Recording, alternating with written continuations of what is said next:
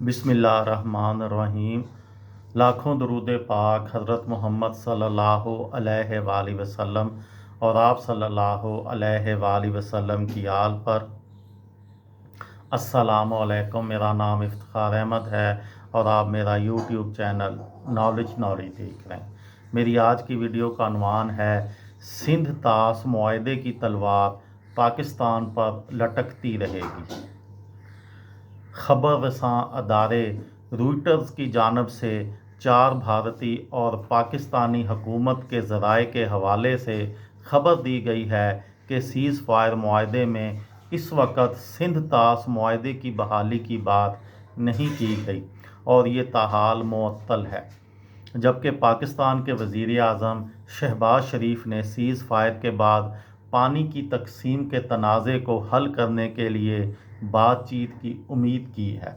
ख्याल रहे 22 अप्रैल को पहलगाम में 26 सियाहों की हलाकत के बाद भारत की जानब से पाकिस्तान के ख़िलाफ़ जो इक़दामात उठाए गए थे उनमें से एक सिंध ताश मुआहदे की मुअत्तली भी थी। इसके बाद से पाकिस्तान की जानब से भारत पर दरियाए चनाब का पानी रोकने का इल्ज़ाम आयद किया गया और पाकिस्तान के वज़ीर दिफ़ा ने एक बयान में कहा कि अगर भारत ने कोई गैर कानूनी स्ट्रक्चर बनाकर पानी का रुख मोड़ने या रोकने की कोशिश की तो हम इस स्ट्रक्चर को तबाह कर देंगे। कामरान बुखारी समझते हैं कि सिंध ताश मुआहदा एक तवील अरसे तक दोनों ममालिक के दरमियान एक मसला रहेगा और भारत इससे पाकिस्तान पर दबाव डालने के लिए इस्तेमाल करेगा।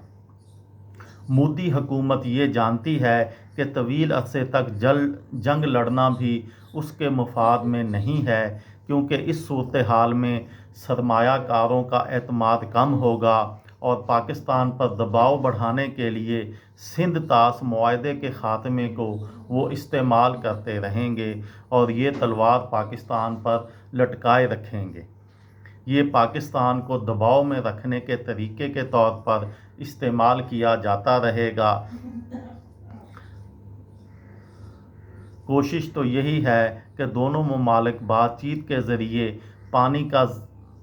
ज़रिए न सिर्फ पानी का मसला बल्कि दहशतगर्दी और मसला कश्मीर का भी हल निकालें, ना कि उसे जंग के मैदान में जाकर हल करने की कोशिश करें। भारतीय टीवी चैनल्स पर नज़र दौड़ाई जाए तो वहाँ ये सवालात पूछे जा रहे हैं कि भारत को अमरीकी सालिसी का सहारा लेकर सीज़ फायर करना चाहिए था और क्या भारत को पाकिस्तान के ख़िलाफ़ कशीदगी जारी रखनी चाहिए थी। भारत एक बार फिर ये दलील दे सकता है कि उसने पाकिस्तान के एटमी डेटर्नेंस के बावजूद पाकिस्तान के अंदर दहशतगर्दी के बुनियादी ढांचे पर हमला करने में कोई हिचकिचाहट महसूस नहीं की। मजमूई तौर पर भारत को ये एहसास हो सकता है कि उनके पुराने हरीफ की फ़ज़ाई ताकत उसकी सोच से कुछ ज़्यादा है और भारत ने हथियारों के हसूल पर अरबों खर्च करने के बावजूद फैसला कुन ज़रब लगाने में नाकाम रहा है। दूसरी जानब पाकिस्तानी फ़ौज अपने मुल्क के अवाम को बता सकती है कि वो किस तरह भारत की जहरियत को नाकाम बनाने में कामयाब हुए। एक तरह से पाकिस्तानी अफवाज इस तनाज़े में एक और फातिह के तौर पर उभरी हैं, क्योंकि बज़ाहिर पूरा मुल्क और उसके अवाम उनके पीछे खड़े हैं।